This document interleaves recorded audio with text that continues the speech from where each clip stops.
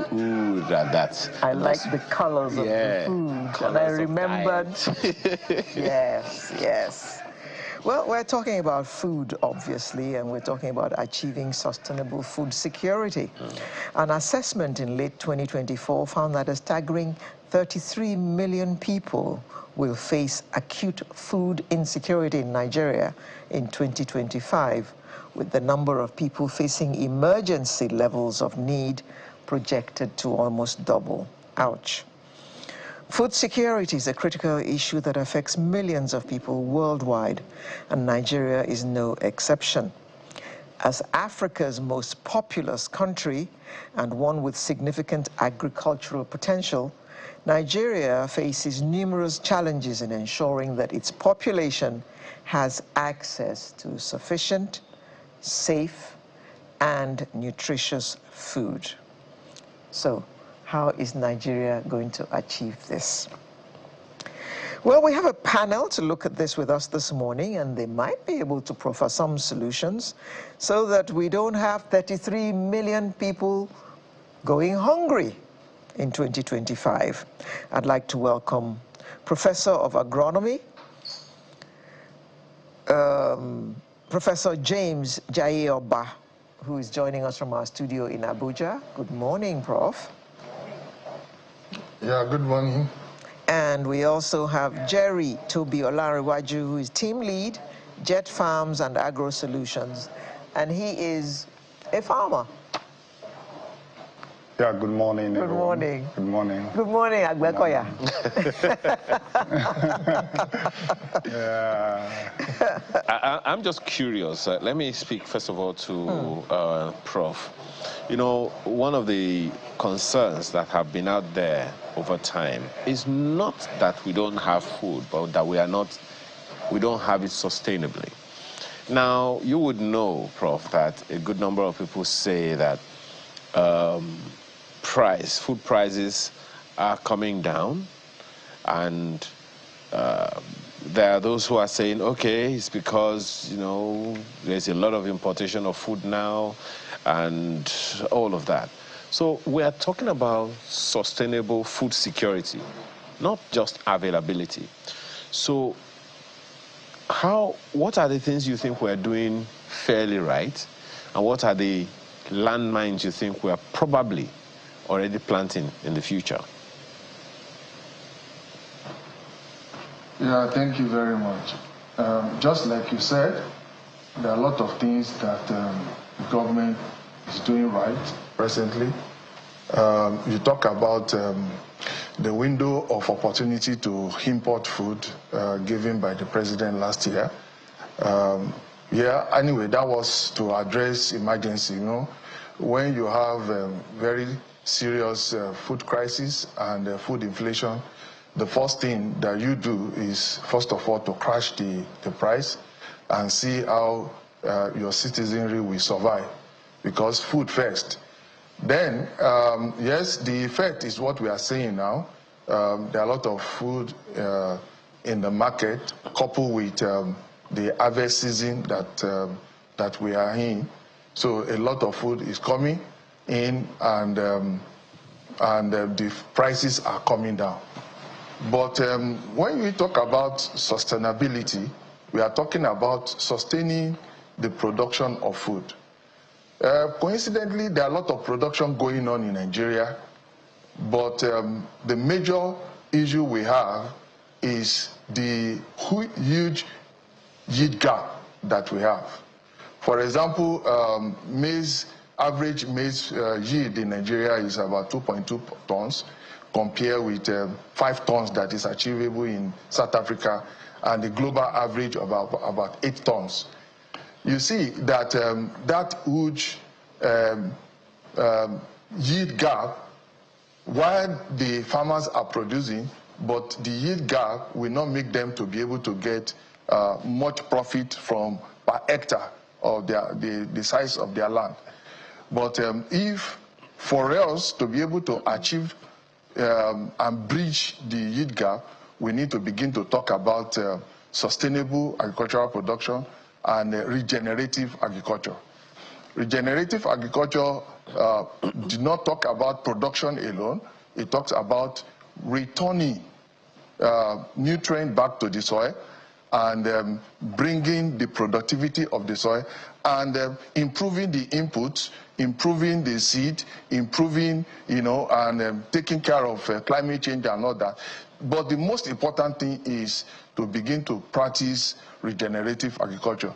And to do that, there need to be a deliberate effort. Well, I want to commend the federal government, the Ministry of Agri, with the Nigeria Farmers Soil Health Scheme that is being promoted now. And I want to put it also on record. This is the first time that attention is being given to soil in Nigeria, whereby we begin to talk about the factory that produces this food. And one of the major ways, you have excellent seed, you have excellent environment, but if you don't have good soil, you may not be able to produce abundantly for that is sustainable over time. And this is where Nigeria needs to do more. Okay. Thank you. Nigeria has a huge land mass, because if you travel across Nigeria, you will see huge expanses of greenery that can be used for agric. I mean, many other countries, those kinds of lands are used for, food production, So, bar climate change, bar the soil issues that the professor has just raised, bar the activities of terrorists and all that, do we have enough land and do we have enough resources to produce enough food for ourselves? That's for Mr. Jerry. Very much. One of the things you said is one of the very things that worry me so much. Traveling from the shores of, you start your travel from a place like Kano, traveling down to Borno, and going to Katsina, going to this thing, you see the large expanse of land, and you begin to worry yourself, ask yourself, why are we still having food acute hunger? Why are we still having low production? I think one of the first things in talking about food security is basically, number one, we need a proper land development.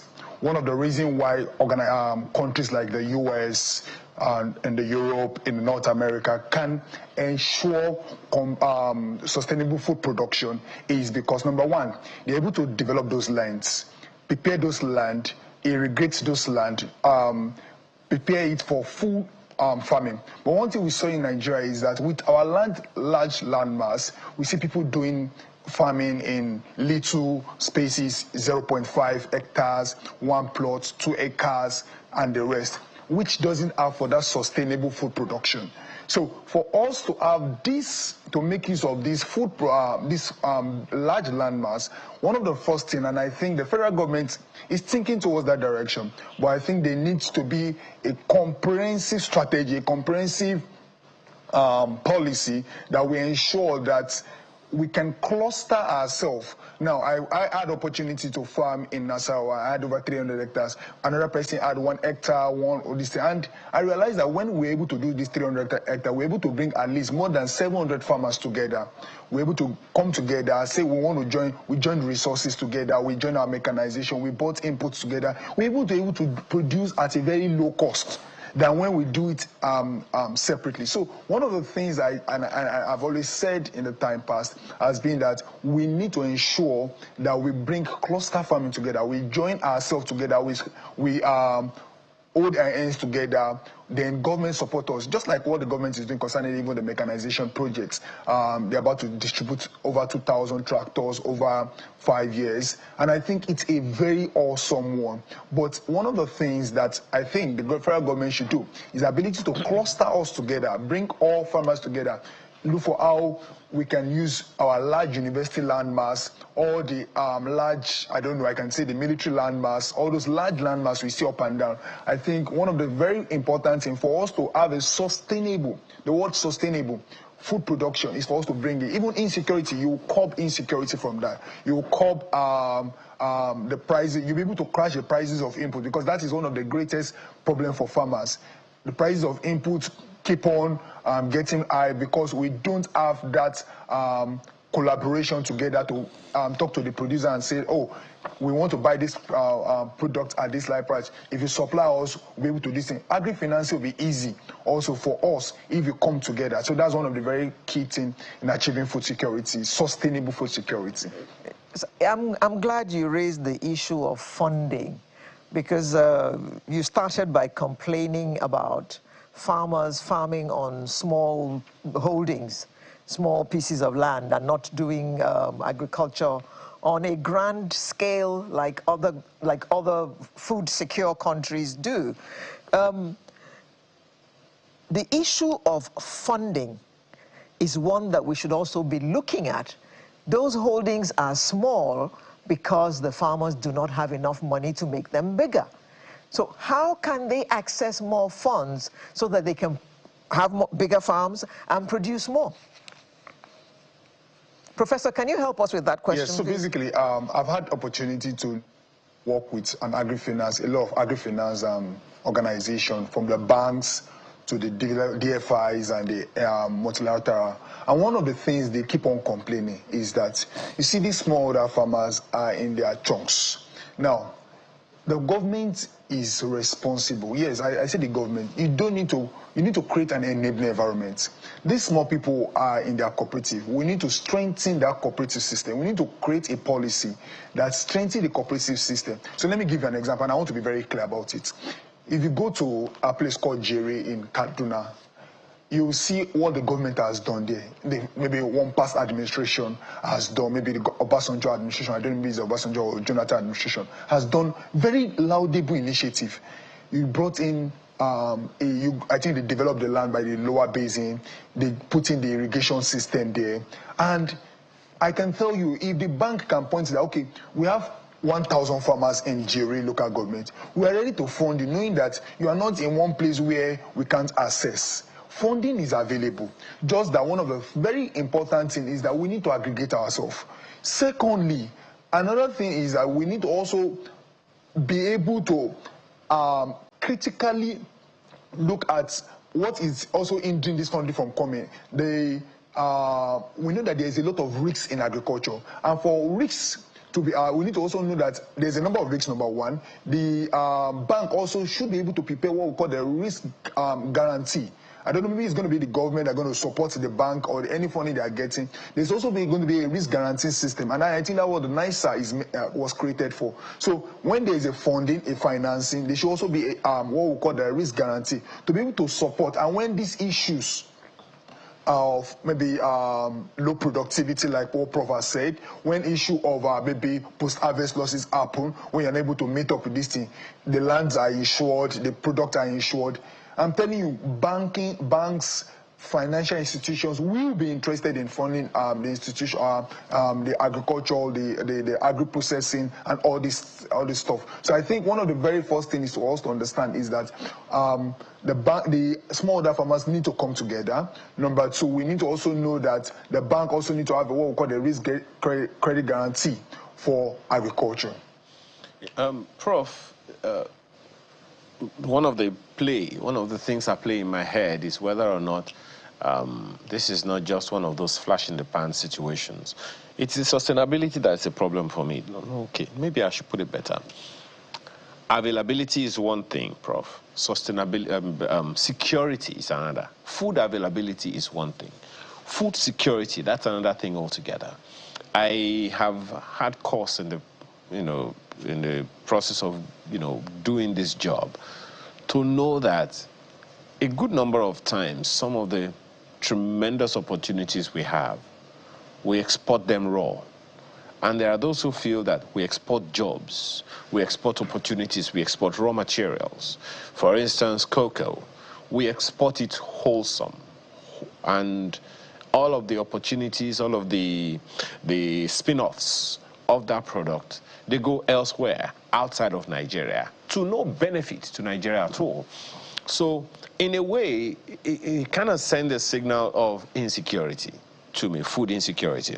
Now, there was a point that the federal government shut down all the borders to encourage farmers to produce. For some reason, the farmers of the day were unable to, well, maybe they were producing or they were not producing. We've heard situations where farmers were supposedly hoarding food and all of that. So how do we achieve food security at a, I don't know whether the word is patriotic level, such that Nigerians know that, look, we're doing this for us. We're doing this in the interest of our nation and for our people, and not just for our own, bottom lines.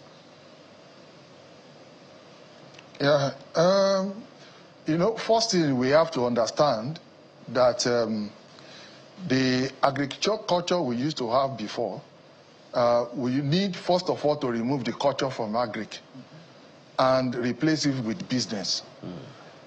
Most of the farmers that we have, they look at agric as a culture. So the concept that we have now is moving from the agric as a culture to agric as a business. And then when we talk about agric as a business, you talk about different value chain opportunity of each of the commodities. There's none of those commodities that we have in Nigeria that don't have real value addition opportunities. Take, for example, cassava. Before, all the thing we know about cassava was to use it, grow it, and take it as gari or apple. But now, there are so many industries coming up, that are using cassava now. In fact, more than 70% of cassava production uptake now is by industry. So there is much value addition that is going on. So many companies, so many things are coming up, in cassava production. And that also stimulates a lot of production and also return value to the farmer. So when we return agric from being a cultural thing, a traditional thing, and take it into business, and not even beyond that, like one of our senior person was talking yesterday, make it as a tech, turn agric into, the agric is actually a technology, and that is why from the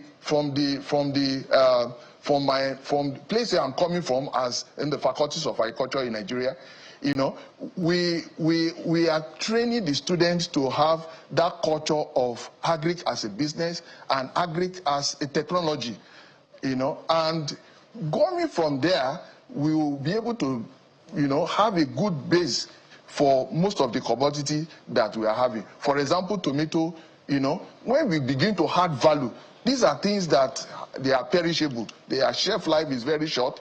And if we don't add value to it, we won't be able to make profit out of it. So that is why we need to develop cold chain technology and all the value chain of the cold chain. We need to develop post-harvest, technologies that will be able to extend the shelf life of our commodity a little, so that farmers don't rush to sell their product, at the end of the season, and few months after everybody is hungry, Then these are the things that will make us to be able to add value to our commodities and also return more money for investment in agriculture. Prof, staying with you, we have spoken forever about inadequate storage facilities, transportation, and processing. What are we doing, or are we doing anything about these? Because there are certain things that become more expensive because they're not in season. I mean, practically all our staples. You find tomatoes this season, the next season you can't find them. Meanwhile, while it was in season, farmers were throwing away probably half of what they were harvesting and all that. And then facilities to process so that they can be turned into other things like you just suggested. How are we doing in that respect? And why is it taking us so long? Yeah, thank you. Well, I'm happy that there are a lot of investment in post-harvest value chain now with the development of cold chain. Last 2 weeks, I was in the meeting of NABG, and an opportunity to meet some players that are into cold chain value addition in agricultural commodities. We need to develop and encourage and be deliberate about developing the cold chain value chains and cold chain technology, whereby we can begin from at the farm gate to the community level, to the aggregators level, even to the market, where some of these products can be grouped together. So farmers, aggregators, market people can form cluster where they can be able to develop a cold chain technology where they can store their produce. Because most of these things that we are talking, in fact, if I buy 10 baskets of tomato, at XY, and by the second or third day, I have lost about 3 baskets. What do you think is going to happen to the rest? I'm going to spread the rest of the money of the loss that I have on the price of the one that is remaining. That is what is making the prices to go up. So if we are able to make this farmer, if we are able to make this market person or aggregator to be able to preserve the product, at least to be able to extend the shelf life a little, we have guarantee it will not be, 1, under pressure to sell, 2, it will not be under pressure, to increase prices, because, and we have continued, and this is what happened in other climes, where they have continuous supply of fresh agricultural produce into the market every day for people's consumption. We need to look at it in terms of our transportation system, access road to the interiors, and also develop the cold value chain. Mr. Olanrewaju, the initiatives of, you spoke to some initiatives of various governments earlier and the activities of farmers, particularly the smallholders. But then there is always the talk of the limitations of smallholders as opposed to the capacity of the big farms. But in all of this, at the end of the day, it's about, one, it's about the people and practitioners such as yourself.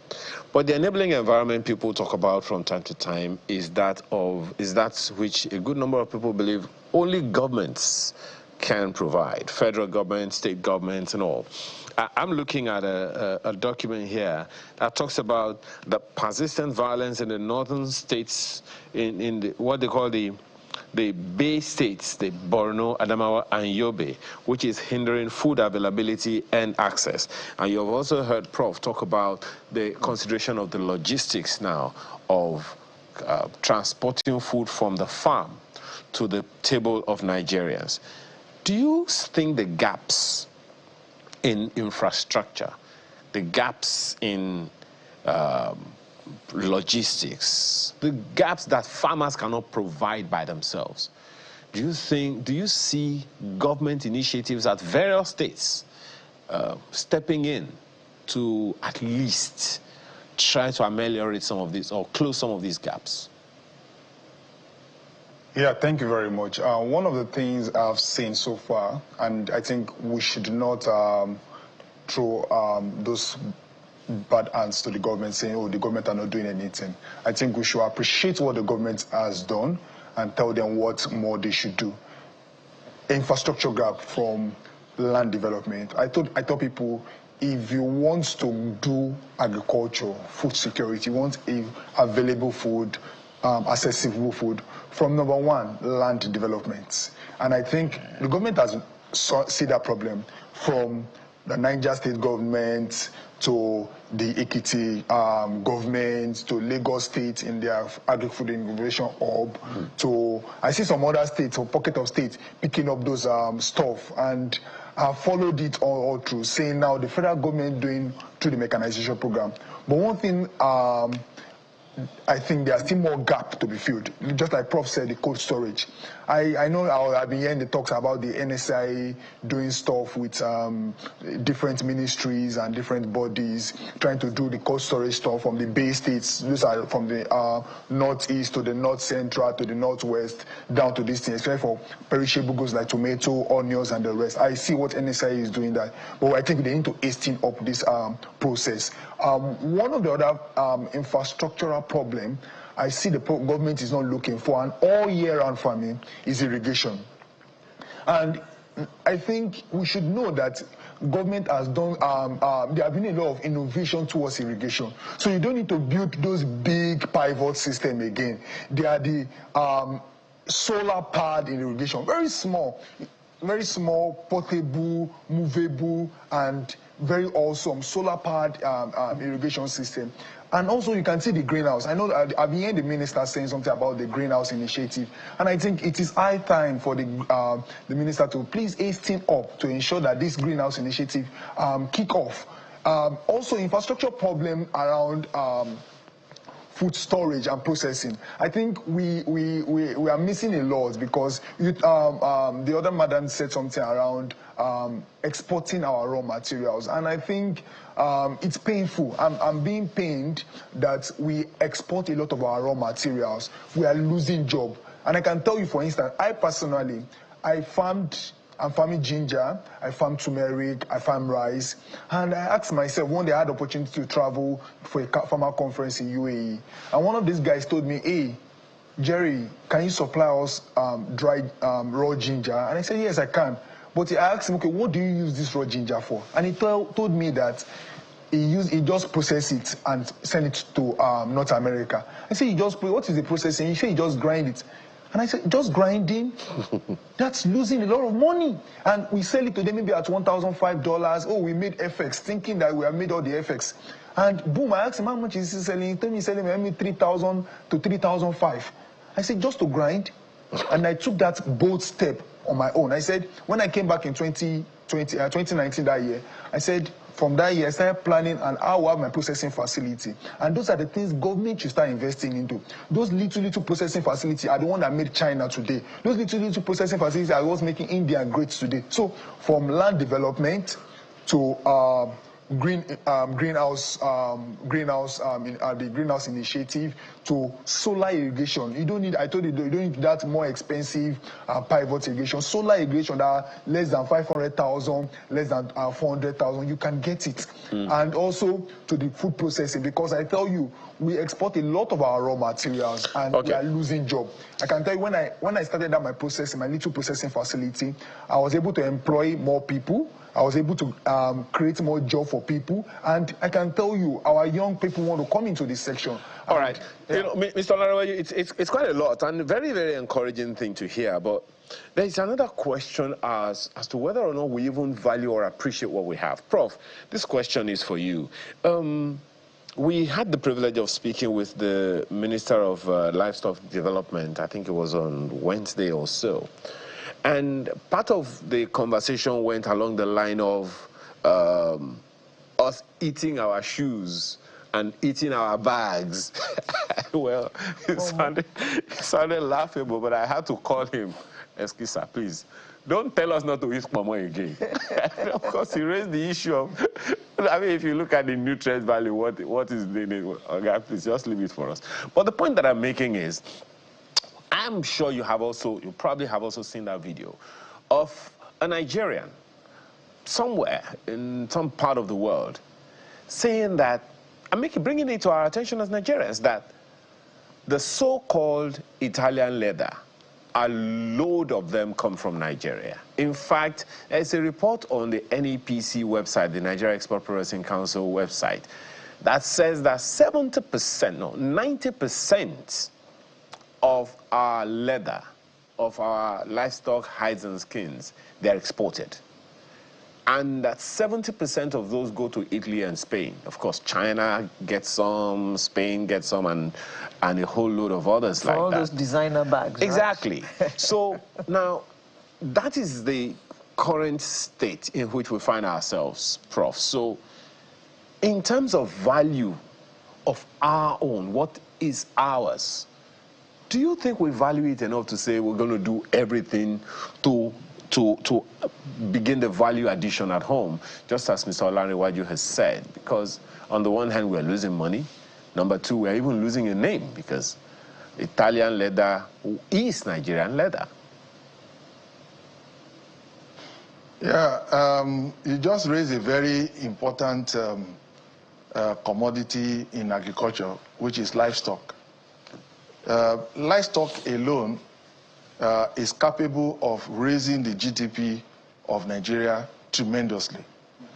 Livestock and all the value chain of livestock. Well, many of us used to, when we talk of livestock, the first thing that came to our mind always is cattle, is poultry, and all that.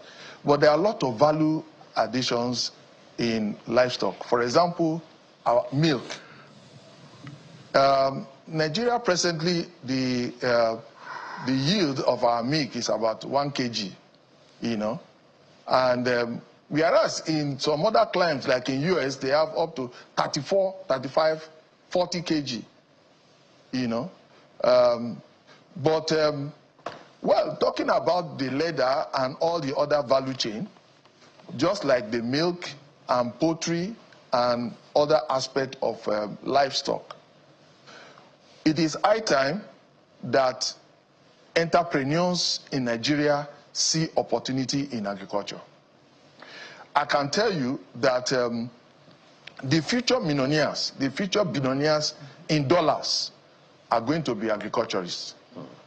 People like, young man like seated close to me, Toby, you know, is employing, doing so much, you know, for himself, legitimately, because he saw the space, he saw the opportunity. And I'm telling Nigerians this morning that there are a lot of opportunity in agricultural value chain. Most of all these countries you are talking about, China, Japan, Italy, you know, investing in leather industry. They are not government, they are private entrepreneurs that saw the opportunity and exploited it. I know there are a lot of leather processing factory in Kano, growing up in Kano. There are a lot of, in Sharada, there are a lot of leather processing companies there, you know, processing this leather into adding value to it for our leather industry, whereby we can get entrepreneurs from Aba that can get supply of leather materials from Kano. And when we are taking things out is, when I was a copper I served in Abia State and Ariaria Market, there was a saying that if you get an Italian shoe to Ariara Market or to Onitsha, they will just ask you to come back in 3 hours. They will replicate that exact Italian shoe for you. So we have the skills, we have the manpower. We only need the impetus of private sector to come in and invest in this value chain. There's so much opportunity that we can take. We slaughter a number of animals every day, and these skins are things that we can add value to and increase the wealth and prosperity for our people. Staying with you, Professor, I'm sure that in all of this, climate change has a role to play. Whether we like it or not, whether we believe it or not, there is climate change. Take the heat wave we're going through right now. I mean, February, March have never been this hot, as far as I can remember. So, how are we getting around the problem that climate change is causing? And how can we mitigate its effect on our food product, well, on our agric business? Yeah, climate change has come to stay. It's a global phenomenon. And just like you said, climate change is different from climate variability. Climate variability is temporary change and temporary variability. But climate change is permanent. And The only thing we could do is just to adapt and mitigate. I love that your question is to adapt and mitigate. But with good early warning system, NIMET is doing excellently well, you know, by giving us SCP, seasonal climate prediction, production every year, and also giving us climate and weather updates, you know, for different agroecological zones. I want to tell you one of the major blessings that we have in Nigeria is the diverse agroecological zones that we have. While we are talking about dryness in one area, we are talking about wetness in another area. So it is being able to adapt, being able to follow global agricultural practices and begin to practice climate smart agriculture. Basically, Toby mentioned it. What does agriculture require? We are shouting climate change in this claim because our production is rain-fed. When we begin to look at the point of irrigation, do you know that you can produce, once you supply water to crop will grow. Once you provide the environment in a greenhouse, it will grow. So when we begin to do a number of climate smart practices, we'll begin to escape and mitigate. We'll begin to adapt to the problem of climate change. There are a lot of things that we can do in the greenhouse. There are a lot of things we can do in the greenhouse. There are a lot of opportunities that we can take advantage using irrigation, smart irrigation system, you know, solar-driven, portable mobile irrigation system. We are not talking of gigantic project. We are talking of portable irrigation system that you can irrigate 2 hectares, 4 hectares, 5 hectares, you know, using solar power system, and you are good to go. So all these are possible. Once we are able to provide water and be able to provide nutrients, plant will grow. So it's not a rocket science. Whatever thing that is going in the environment, we are complaining of climate change because we are still doing agri as a culture. We are still doing agri as tradition. We are still doing agri as a normal rain-fed. If we are still depending on rain in this climate, in this time of century, in this situation, you cannot produce much by depending on rain-fed agriculture. Every other country that have been able to break climate, food security, they don't depend on rain.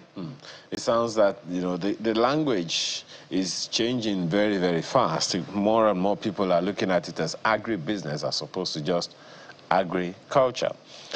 Some comments have come in, Prof. One of them, Pastor Law Alpha C, says, to achieve sustainable food for Nigerians, governments at all levels have to be intentional about that.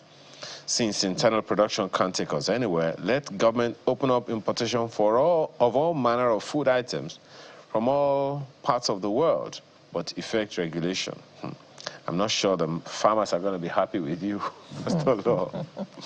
And Professor Nakana says, achieving food security in Nigeria requires a comprehensive approach that addresses production, distribution, affordability, and sustainability.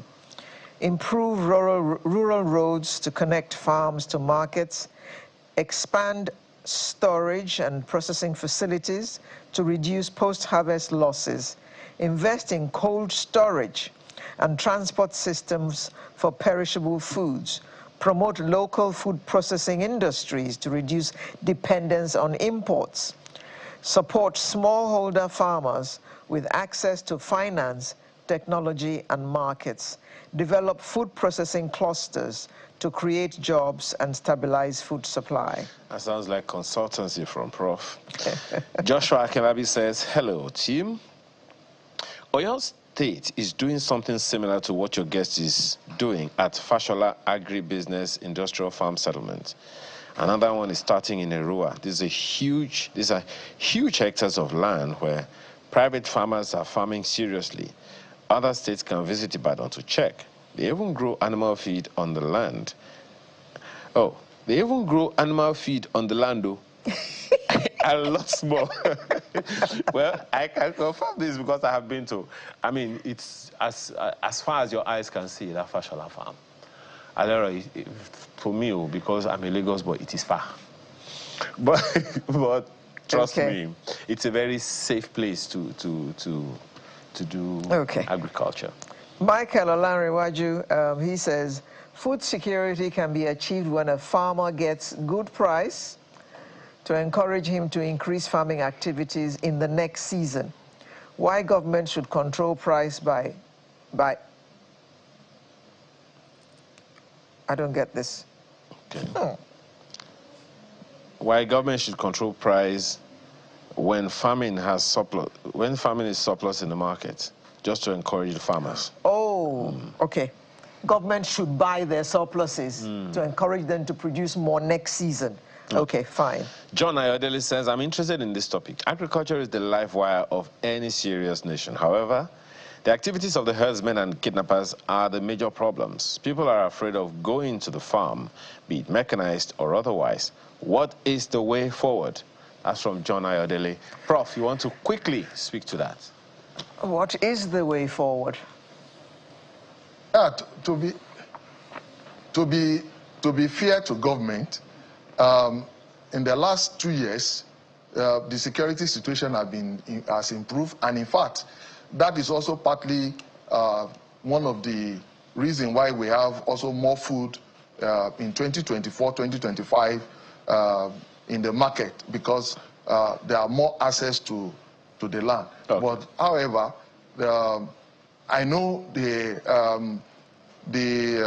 civil defense agro rangers are doing a lot of work, and our military are doing wonderful well. So we can only encourage them to do more, so that more of our land that are trapped can be accessed. Okay. Mr. Olanrewaju, your last word in one sentence, please. Yeah. For every nation that wants to be food secure, number one, you need to invest into land development. Number two, you need to be technologically driven. Number three, you need to ensure that there is a collaboration between all stakeholders, both the private sector and this thing. And for sustainability of all the policy, there need to be continuity of what each administration has done, so that there can be an expansion to this. We as young person, we are ready to support the government. We are ready to continue it, continue farming. I'm here for the business, for the money. And I can tell you, as my prof has said, I want to be a millionaire as a farmer. I want to be a billionaire as a farmer. So, thank you very much. That's the spirit. You took more than 1 minute, but I'll forgive you. Well, he's a billionaire. So. Jerry Toby Olanrewaju, team lead, Jet Farms and Agro Solutions, and he's a farmer, as well as Professor James Jayoba, Professor of Agronomy. Thank you very much for coming to look at this topic with us this morning. Sunrise will return in just a moment. Do stay with us.